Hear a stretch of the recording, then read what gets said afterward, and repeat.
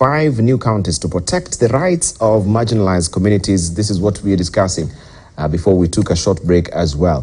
And finally, as we're winding up on it, so are we saying there is a genuine concern, as we've put it, Wanjiko Moore here? We should not just, slight it away. We should maybe navel gaze on it and try and see what is the spirit behind this particular bill.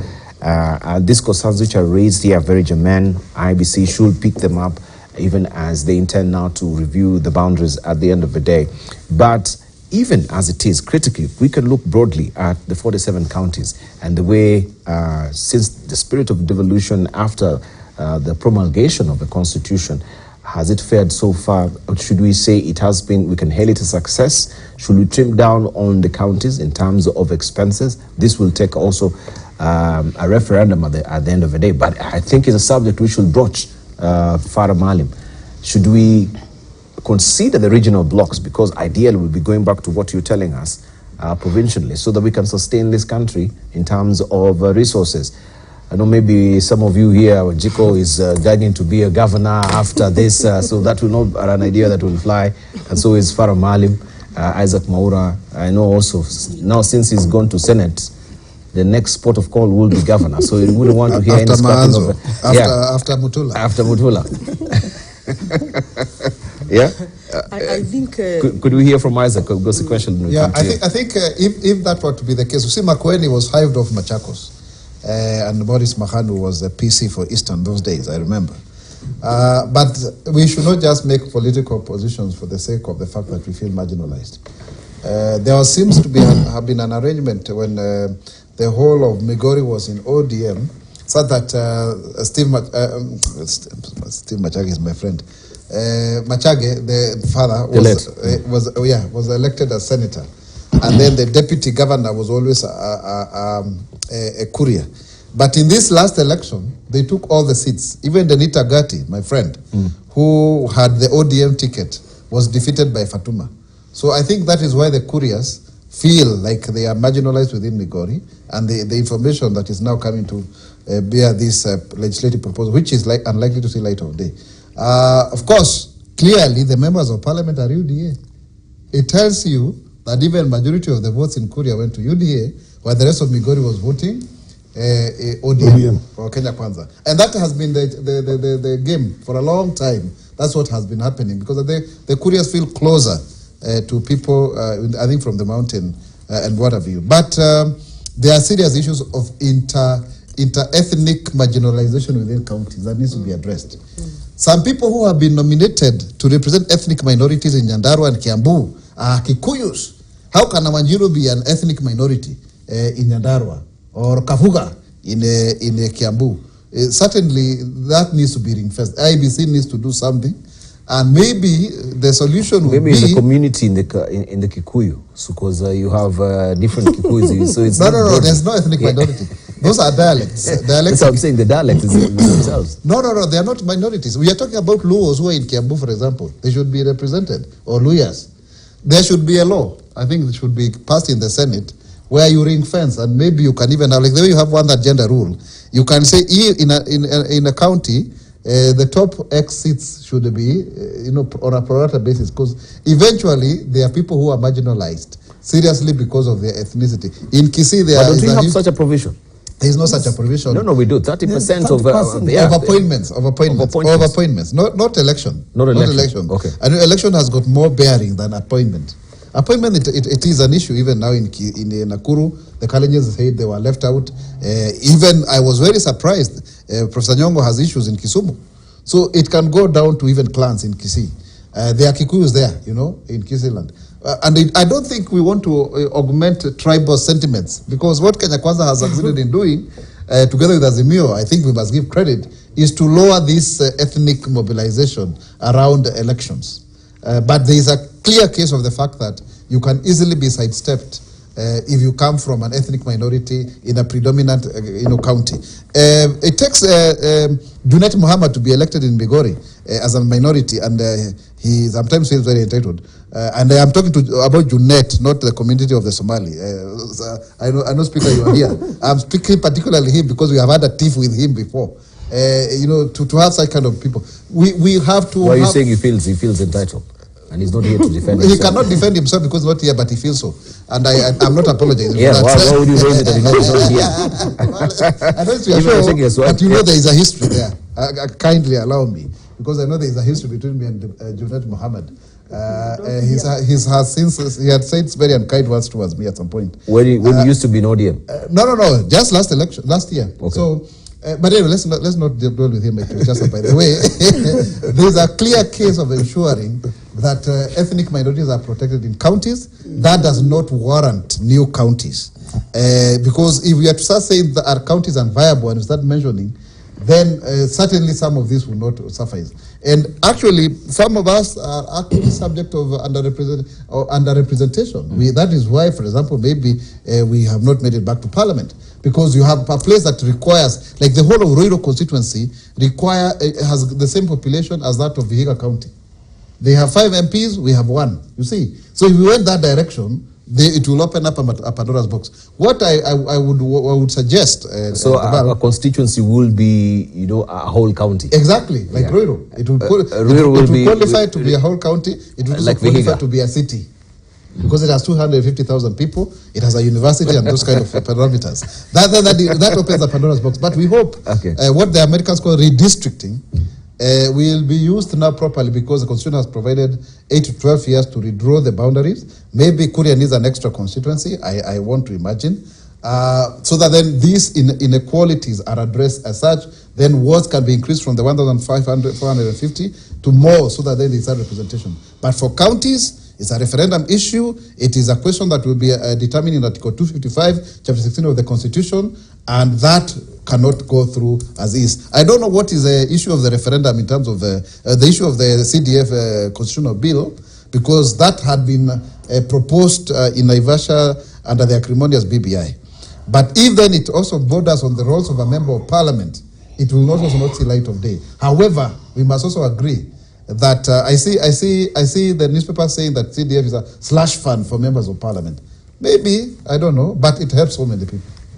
Yeah, it does. I support it myself. It does, but I think the courts made it very clear. I don't want us to just go off the rails in terms of the CDF itself. If it should be channeled, it should not be through, under the patronage of the MPs. We can use the counties, actually, which has the infrastructure to disburse this particular fund. Counties will eat it all. They even have they have over 100 billion pending bills. That shows they don't have fiscal discipline to manage funds. Okay, let's hear from Senator before we go off rails with the topic. Yes, I still think, let me start with the issue of CDF. CDF is very important. No, we're discussing the boundaries. CDF the boundaries. Yes. Well, as I said, there is a role of IBC, and institutions should be left to determine issues. There is the issue of the districts as of 1997. That was decided by the people who are changing the constitution to come up with the 2010 constitution. I am very sure and I'm aware that Mwingi North, out of the large size and, a lot of Kenyans there want Mwingi to be a county. But again, this matter is subject to a referendum. So the moment it goes to referendum, Kenyans will decide whether there should be 5 new counties or 10 or none. And I think that is best done through a referendum, because also... But as it is, you as a legislator, you think having these counties is sustainable as it is? I don't think so. From your system, you are a senator, you're a custodian of his counties, you've been frustrated before, you put even a bill that you need at least 5 billion for you to oversee the counties, which has never really come to see the light of day. I don't think it will help the people much. First of all, it is an extra expense to the country, and the country is trying to cut expenses. We'll have to have 5 extra senators, but my question is, counties. Even without these additional counties, as it is right now, do we need to pare down? Well, in fact, there are proposals that you reduce the counties also. Yes. Currently we can't change much. The practicality of it is that it is in the constitution and can't be changed right now unless you amend the constitution through a referendum. But sustainability is a challenge. Even dealing with the current counties, because of corruption and the counties mismanaging funds, and there no be a way of checking how the funds are being treated. I don't think really it benefits the people for now. It doesn't at all. So the best thing is there to be a national conversation on this matter, so that everybody makes a contribution and everybody feels satisfied that justice has been done on the matter, and everybody's ideas are counted on board. But finally, it is a matter which can only go to referendum. The practicality of a referendum in Kenya Kwanza regime is almost nil. I don't think Kenya Kwanza will do a referendum in its lifetime.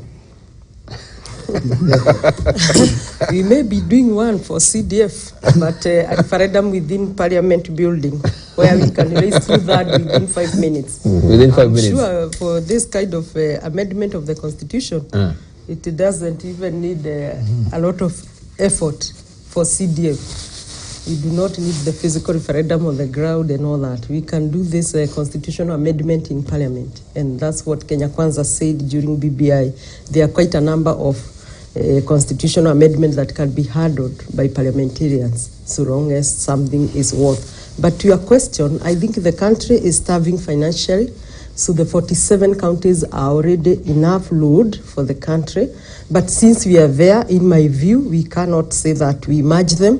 What we should do is to find ways and mechanisms how to make them self-sustaining themselves, like cottage industries. Kenya Kwanza has a lot of ideas in housing, where they can let's be realistic. We're talking 10 years down the line. And I think that should be enough good a lesson in a classroom for you to see. 10 years is not enough, because this is another country kind of, with its governor, with its structure and all that. So basically the first 5 years was like setting the structure. Though politically, Wanjiko would expect something to happen even if you are setting the structure. At least the last 5 years, you can see something tangible. You can see traces. So going forward, maybe this 5 years now, Kenyans will realize the benefit of the counties. We are alive to the fact that it is quite a huge bill for the country to sustain and maintain. But I think as a country we can find how else counties can create wealth within themselves. Each county has a strength. Each regional block has each block, economic block has a strength. And it's a matter of just looking how best we can get resources so that the national government said just what is required. But this creation of 5, I do not want to trash the members. I want the members to be given a fair hearing, and something that is doable can be done without necessarily creating extra counties, because without highlighting this kind of discussion, maybe even their own counties will never consider any of their proposal. So let the members be given fair hearing, let what is doable be done within the limits, because of course we cannot expand any longer. It is like we are at the maximum now. The financial load that is there to the country should be looked by everyone, 47 counties. And for record, the senator nominated from Nyandarua is not nominated based on a Kikuyu, is nominated based on persons living with disability. In fact, Nyandarua is a perfect county example in terms of the constitutional requirement, because one of the nominee, a lady, is from Meru, but she resides there, but she is nominated in the county assembly of Nyandarua. So it is a matter of gentleman agreement and approach. It is unfair and sad that 21 counties on Abomaura, I think, have not nominated people with special needs. It's very sad, and I think IBC should style up going forward, because this is not how the Constitution expects us to work in terms of these special groups. Right, Honorable Farah. Well, I think this has been very well put. I personally do not see the additional counties being created, but I see a much more nobler, in my opinion, and much more viable way to revisit the county's issue itself. To revisit it such that we either have it as the old 8, what do you call, provinces, or we maybe increase it a little bit more, because, taking community interest into consideration. For example, Rift Valley is a bit too big to be just one county or one state. But I have a strong feeling that it's much easier if we can make it much bigger. That way, it's possible for you to pull those resources together for you to make, for the leadership to make very, very concrete developments. Bigger in terms as a regional block, or as a regional block, instead of having these counties, we forget about the counties, scrap the whole county issue. So yeah, and have 14 states, for example, or 13 states, or 12 states. Yes. Yeah. And those states, for example, the northeastern province as used to be will be one state. Upper Eastern will be another state, because it's got its own community interests and the rest of it. Eastern can be again divided into two, maybe Central Eastern and Southern Eastern. South of the East, the combination.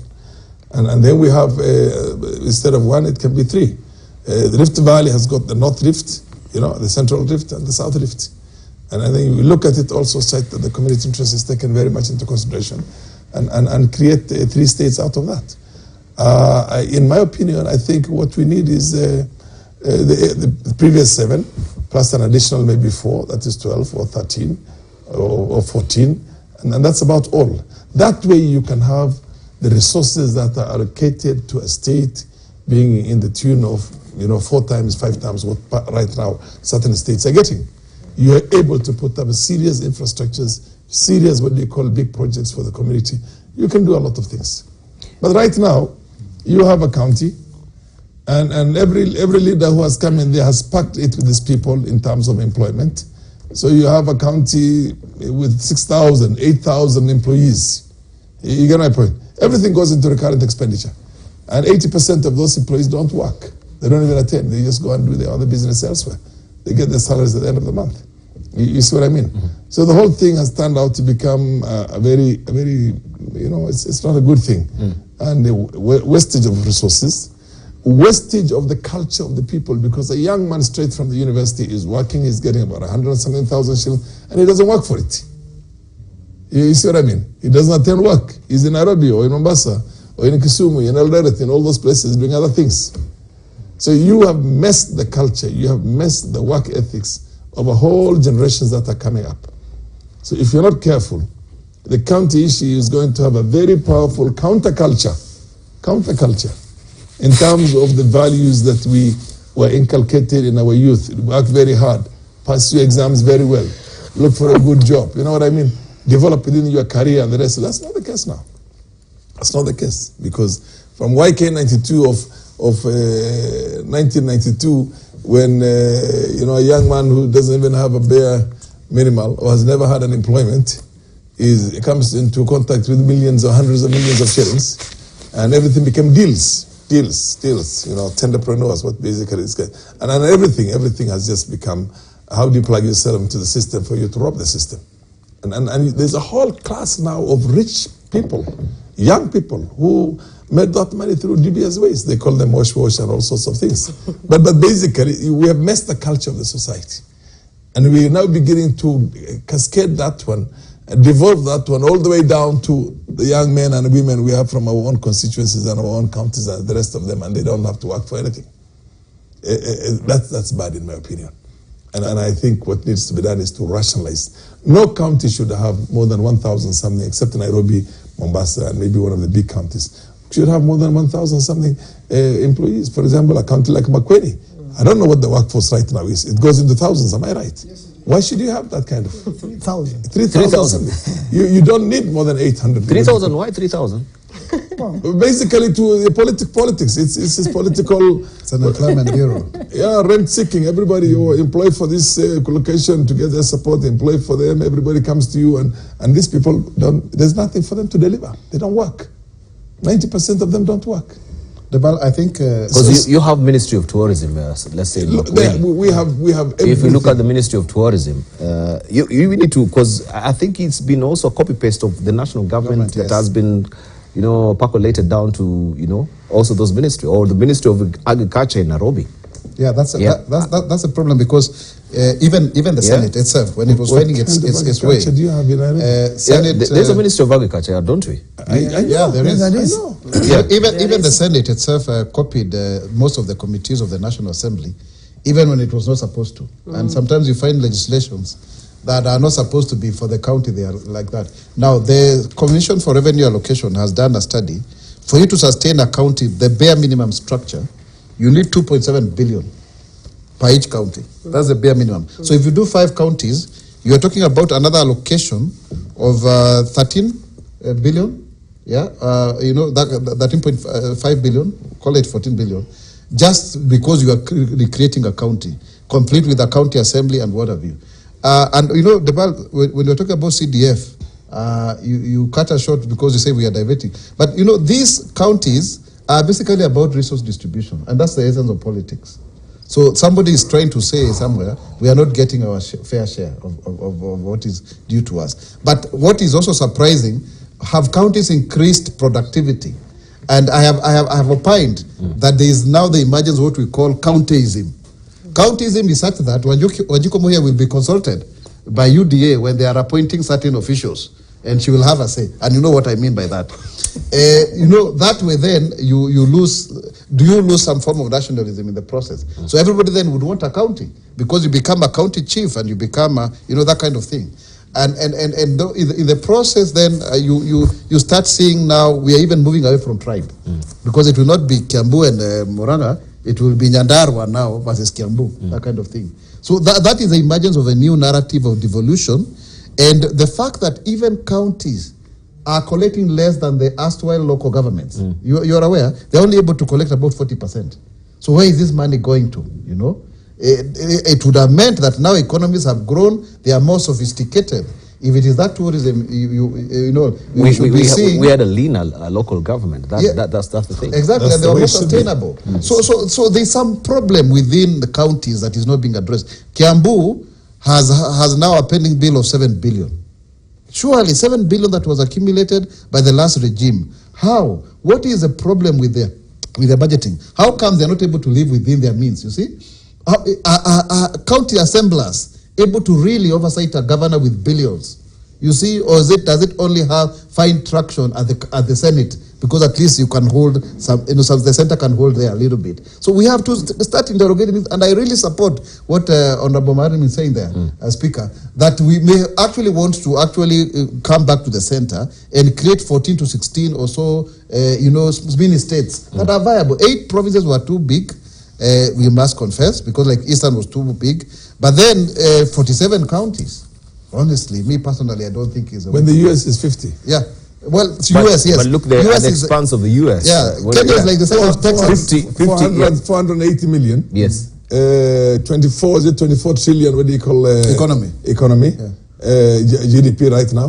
When we are hardly 100 billion in terms of GDP, dollars, 100 billion. And then we are, you know, it's a mess. And we're the size of Texas. It's a total mess. We're the size of Texas, as you put it, yes. And we have 47 states, counties, call them whatever you want to call them, but 47 devolved units there. All right. And you still have MCAs who want their salaries increased. You are the senator. I think the county assembly, they want their salaries increased to about 400,000. Right, you're aware of that? Yes, I'm aware. So what is the Senator response to this? And everything comes from the center, by the way. Yes, and everything comes from the national, from the exchequer. So on-source revenue is a big issue. I think this is you've got a lot of work in the Senate, indeed. There's a lot of work, and I think, revenue generated in the counties has not been accounted for a long time. And I think every county needs a structure of revenue collection, probably through M-Pesa or the Safaricom mediums. For every service, then there will be an M-Pesa record. It will be an easier way of if we put ICT into it, so that you can check online and see people are paid to the counties online. Otherwise, the counties raise a lot of revenue which is not accounted for, and which will have taken care of some of these deficiencies we have in the counties. But 35 million shillings going to, was it 35 billion shillings going to ghost workers? How could that sleep under the custody of the Senate? You know, that was when the counties were starting, and this is a lot of people were employed through patronage. And most of them don't work, as Honorable Farah Maalim has said. They only receive salaries, have never been to an office. So serious, and you see this money is supposed to be going to development, but unfortunately, it is going to a pocket of probably a father of a governor or a relative of a governor who has some job and no office they visit. So this is something which needs to be reviewed very seriously and mercilessly, so that whoever is a ghost worker really cannot claim anything against the governor. But a lot of it was political patronage. You want to hire your brother, you want to hire your cousin. There's a driver but we can who see never drives any car. there's a big problem here. When you're talking about these spending bills, and still you have the ghost workers raking in a lot of money, I think this is an issue that the Senate should have even had, a special sitting to really address, so to speak. It should, and unfortunately, this is organized politically. It is either organized under Kenya Kwanza realm and also the Azimio one, so that even when you try to touch these counties, you have somebody or somewhere say this is affecting us politically. So please don't do it for now. Let's wait a little bit. We need to be serious on it so that we can set up serious standards. And I know everybody who is a ghost worker knows they are stealing from the county by earning a salary they have not worked for. They know it is time to face the law. I think it's even a criminal offense to do this sort of thing, and they should be handled seriously so that whoever is working for a county is working for value, is adding value to the county. And you can imagine how much money has been lost through this, and this is money which should have been used for development. No wonder there is very little development you can see in the counties. You can only see the CDF projects, but no county projects as such. No, but I don't expect you to come and, be on the same position and bellyache like me. Yeah, because I think, I expect, him as a custodian of this. What Senate should do, they should do a total overhaul. That's what I'm saying. And a study of the county in terms of employment, like what numbers should be in the county, and that should be put in the law. If it is 10 chief of staffs, if it is 10 CECs, if directors are not required. You have uniformity. So they should have uniformity with the ratio. And this total overhaul should be put in the law so that no county is doing the ghost workers or the family things. But I don't think any governor has 3,000 relatives, in my view. I think it's just a messy process. And when a new governor come in and he want to do away with this employee, again it is haywire, and he can almost lose his seat immediately. And there is a lot of campaign that the governor is dismissing people and all that. So the Senate must now look to this issue critically, provide to the Kenyans a solution.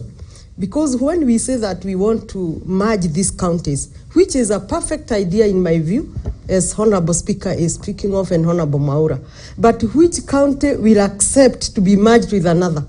When we go to Nyandarua, will they accept to be together with Laikipia and Nakuru and another county? We will always say that Kiambu will marginalize us. And that will practically be, because every governor will obviously come from Kiambu, basing their numbers and size and all that. So my view is that now that we are there, there is something we can do. But this something can only be done politically, because the mess is political. But we can come with a legislation which dictates that supplementary. If you have a governor from Kiambu, the next governor automatically should come from. What I want to put, the point I want to put, maybe I can rephrase. What I want to say is that we have 47 counties. There is so much wastage. So will it be even when we have 8 states? So first, within these 47, there need to be a statistical method that is uniform, and this Senate can provide, because this is a political challenge which can only be dealt with politically. So now that we are very far to the main Senate election, has been doing us and a this disservice. is the first year, I think Senate can even use the advantage. What Mashima is saying is, I think she put it very, very firmly and very straightly in what needs to be done now that we are in the mud. How do we get ourselves out of the mud? The Senate has got to be able to enact a piece of legislation that says that no county can spend more than 20% of its own revenue in recurrent expenses. You see what I mean? Ordinarily, any organization needs to spend anything between 10 and 15% in recurrent expenditure. No more. You can't use more than that on salaries. You get my point? Yeah. Otherwise, this reminds me a very big joke many years back, and I'm talking about over 30 years back, when I was watching, I happened to speak Arabic, and I was watching a Syrian comedy. And in those days, there was the issue of nationalization. The government had to get involved in everything. So there was a government institution, a government corporation was created to manufacture kebabs. You get my point? Yeah. And a very famous actor, I hope he's still alive, called Gawar Toshi, was actually the lead actor in that. Now he comes now to the board, and he comes up with a small package. He says, this is the production of the kebab for the year, for that period. This is the production, he said. And this is the paperwork, and the paperwork goes this far. It's longer than the kebab itself. yes. So we don't want to have a county where you spend everything on salaries, and then there's no purpose for devolution. You are devolving resources so that the people at the grassroots can benefit from those resources themselves in the form of infrastructure, in the form of development projects, in the form of programs that essentially will change their lives. You see what I mean? Take the resources back so that there's more money in the pockets of the masses there. You just don't go and import what you call, a class of people there and tell them you're all employed in here, and that's how we have devolved those resources and you people can enjoy that. No. That has to be in the form of serious development for the people. And these young men and women can look for jobs everywhere in the world and in the country itself. Let them develop corporations, let them develop big agricultural programs and projects that are going to employ the young people and create employment. Let them put up, call centers, ICT centers, digital takeoff in one way or the other. And that thing needs money. But if you put all the money in the form of a salary into somebody's pocket, and how are you going to create the change that the state, the place requires? You're supposed to build skills. These counties should be able to build skills, educate people in areas of IT, so that you then develop this particular sector for the world market, not just for Kenya market, for the world market, so that you can get 50,000 of them getting visas into the US and to UK and God knows in Germany and all these places where it's a shortage. Now, those are the kind of things, the cutting edge of technology, of development. We have to redo the whole priority in terms of how we're going to lift our people from the ground. When they say hustler, and the wheelbarrow, we should not be taking our people back to the wheelbarrow. We should be taking our people up there into the computer, superhighway, information superhighway. You get my point. So the fiber optics and the planes and the fields and the ports, we create some of the biggest ports in here, so that we can take advantage of the transit cargo. There's 200 million what you call TEUs that are moved between different from the major industrial centers of China and Japan and Indonesia and the rest of it that passes through the Indian Ocean. You get my point? And go all the way up into Dubai in some cases to go and be placed there. And that's just transit cargo. You place the containers, somebody else comes and picks those containers. And there's a massive market in it. Massive economy in that. So we should separate the ports, for example, instead of having Lamu there as a lapset and having Lamu as an entity that is independent from KPA in Mombasa, and probably create a few more. Thank you. And take advantage of that. So our youth should be helped to participate in the global economy. In the global economy with the cutting edge knowledge that is available today, and it is available. And the counties have sufficient resources. The counties have sufficient resources to be able to train some of these people. But if you use those resources just to distribute it to friends and relatives and the rest of it and everybody else for that matter, then how do you make the change? All right. You don't make the change. So there has been a debate, of course, the Senate to be the upper house, and I think also you're broaching that issue even until now. But even for your performance as a Senate right now, why should we even think about you being the upper house? Because I am inclined to wonder, where is the threshold of the Senate in terms of overseeing the counties? Where do you reach when we have counties also having employment exercise like we do, before even they rush to the courts, what is happening in Kisumu, what has happened in Laikipia, people are complaining about, some of employment. People, you want to outface everyone that was previously in that particular regime with your people. Where does the Senate really come in to oversee that? Because I wonder, the Senate in its custody, maybe you can broaden my understanding to know this is where we are limited, and this is where we can reach. In employment, this is where we reach. In all source revenue oversight, this is where we reach. And this is not just for you. I think as a Kwauro, you're laughing here. You've been a senator. You seem to the people who now are making us really suffer in terms of custody. You're not doing enough. I think for the Senate, Senate is a house that was rigged out of its powers. It is the upper lower house.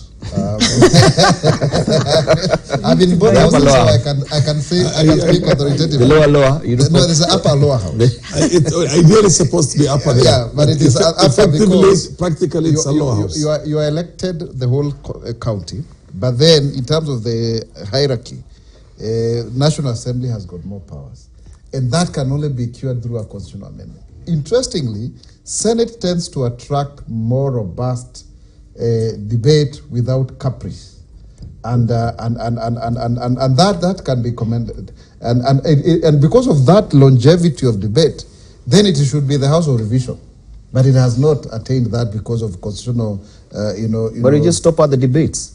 Well, that's it. Yeah, that's how it's supposed to be. No, you debate, but I mean, remedial action are not saying. Yeah. How do they remediate? That is a sine qua nature of our bicameralism. In fact, I call it, and I have said that on the show before, the bar, we practice what I call bicameral unicameralism, where, you act as if you have only one house against another. But having said so, the problem, and I think I want to go with the speaker, Farah, there, that, if you talk about inflation being too much money chasing too few goods, then government is too much money, chasing too little work, that kind of thing. And even when you have counties not being able to attain the 70-30, look at the irony. Money for recurring is being spent, but money for development is not being spent. That is the latest report from the Controller of Budget Office, you see. So our county is interested in actually procuring development to the people. And governors will tell you, or rather contractors will tell you, you would rather go to the conditional grants, the Kenya Urban Roads Support Program, Kenya Urban Support Program. Allow me to butt in. Yeah. I'm still trying to navel gaze on the part of the Senate in overseeing the counties. Let us not raise accusatory fingers on the governors and all. You have been installed. Yes, you've installed in the Constitution to take custody of this. How do these things slip through your fingers that the Auditor General is the one to pick them up and you do nothing? Because I know even right now there's no any immediate action that is coming from the Senate to respond to the Auditor General's report on the 35 billion shillings that we are losing through ghost workers. You see, let me explain. Let's just hear from first. There's nothing, isn't it? You see, first of all, the role of Senate is very clear. First of all, you organize, you do division of revenue bill to make sure that monies go to the counties, and up to now it is 15% or thereabout of the national revenue. Now there is a role of the county assembly, and the Senate deals with the audited reports. There's now a way now the Auditor General is auditing. At the same time, the Senate is auditing. Now, it is after the auditor report comes out, is now when you can summon these governors and deal with the situation. And there's no way a governor can get away out of this from the Constitution, even when you have retired as a governor, or even when you have served your 2 terms and you are at home. You are still answerable to any money is lost under your watch. Therefore, I believe, and I want to agree with you, Senate has to put up its game. It has to really, be firm, and especially the recent matter of ghost workers and the monies lost through such should be accountable for, should be recovered, and there should be serious action so that in future people don't repeat this sort of thing, because it's not helping the counties at all. No wonder you don't see any work. done by the county governments. You only see the CDF projects at the grassroots. And that's the most unfortunate thing. The counties should be leading in creating employment so that you don't hire as a county as such, but you create opportunity for many young people to be hired by opportunities running through the counties. Thank you. Isaac, I'd cut you short. Yeah, I think Senate still has a lot of work to do. The reports from the county, the control of the budgets are very rich. I remember they are bulky.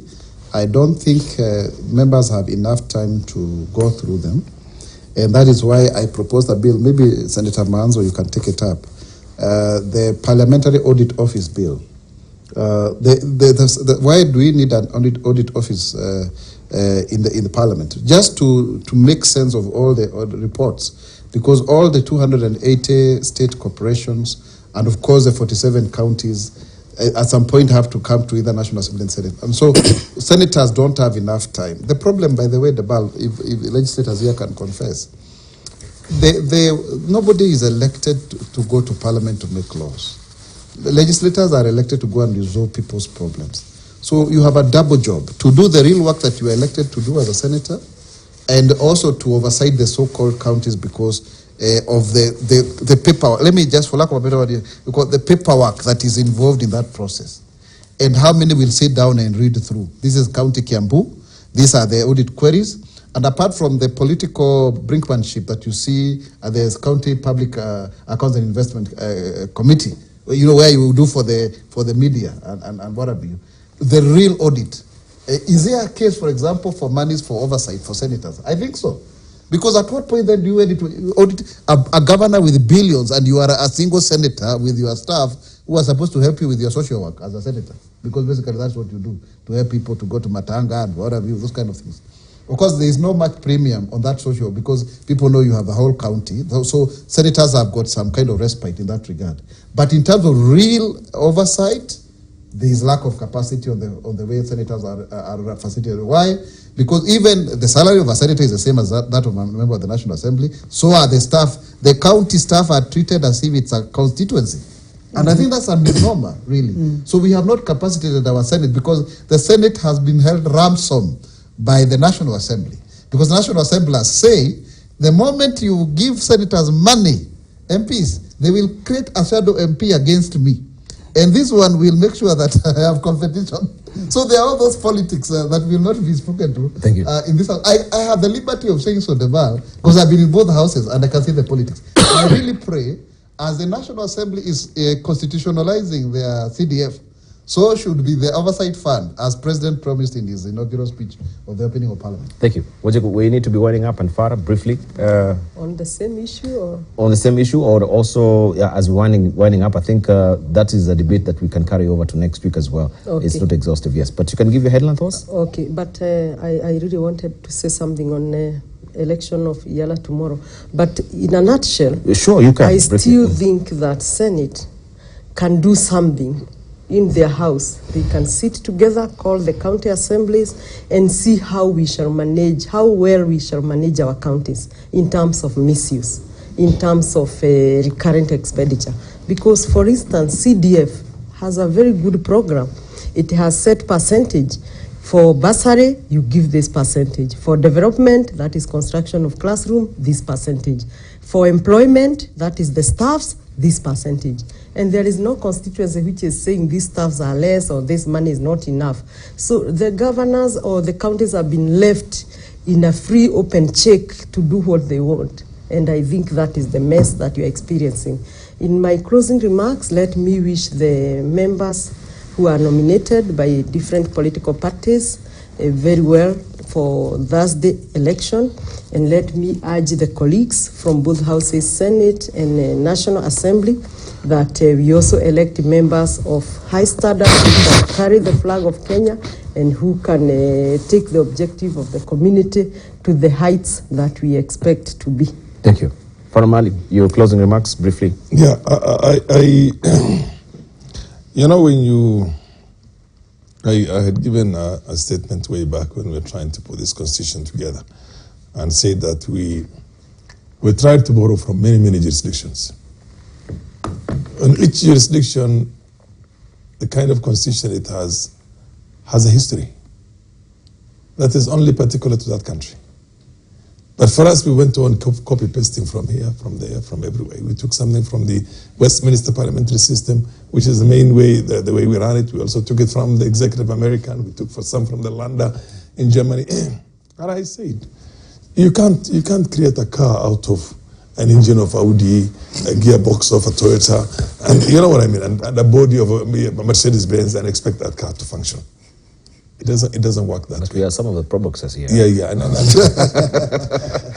it's primarily because of that. Because everything that we did, we took, where the country we borrowed from has got a very unique history why they opted in that direction. We never went into the history. We were fixing it ourselves, just fixing it there. The way I see it myself is that things like the vetting of employees, central government employees, ministers, permanent secretaries, and the rest of it should have nothing to do with the National Assembly. That should be the role of the Senate itself. And Senate itself must be a truly upper house. I mentioned this when the first Senate was elected, and I ran for the Speaker of that Senate and lost with just one vote in the first round, thanks to my own friends in ODM who basically betrayed me. I got actually from the Jubilee side a good number of votes, but I also got some serious stabbings in the back from the ODM side. Now, my idea at that time was that for this house to become a truly upper house, a truly serious upper house, to make a serious sense of devolution itself, for it to work for the people, the Senate must be a powerful institution. And the way to do it, Senate does not have to fight. Senators don't have to fight the governors. Let us create a very powerful link with those county governments. Let us train those county assemblies because they do not have a history of running institutions like that and making laws at that what you call grassroots level. Thank you. And then let me just finish. And then let's come together to see what are the constitutional amendments that we need with the support of the governors for us to initiate and get the 1 million signatures and push through that. It doesn't matter whether the executive is happy with it. It doesn't matter whether the lower house is happy with it. So basically, we missed that opportunity. And I still maintain that senators need to sit down and work very hard with the governors to create what Mabela's told. The right amendments, constitutional amendments. Thank you very much, Farah. I really do appreciate it. I know this we can spill over to next week as well. It's a developing story. I know it's bound to spark a lot of debate. So we wish them well. Who are being elected on Thursday in Parliament is another scene that we want to see how we saw also with the Public Service Commission, how it went down. And, people from the Senate will stood with some of the members who are feeling they have been slighted by some parties. And that's how it should be, especially when you, as a Senate, you have sobriety and prevail because of the reasons have been put forward. And you can see the short-changing that is happening because of people being fronted from the parties. We hope that will not happen with the Yala. We'll be keeping our eyes peeled. And I want to thank our panelist, Senator Maura, thank you for coming through this morning. Also, Senator Dan Mazo, thank you. Wajeko Moyo, good to see you. Also, Farah Malim, thank you so much for coming through. Better late than never. I've been here for 2 hours and you're still complaining, my friend.